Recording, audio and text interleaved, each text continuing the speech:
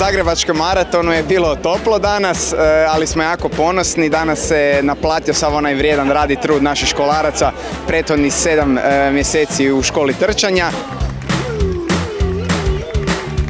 Timski fantastična je ekipa, upoznaješ nove ljude, sastajete se i van treninga i 3 puta tjedno se veseliš ići na trening. Ja?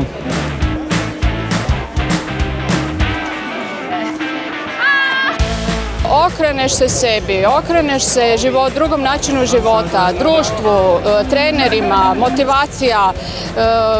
Stvarno klub je odličan.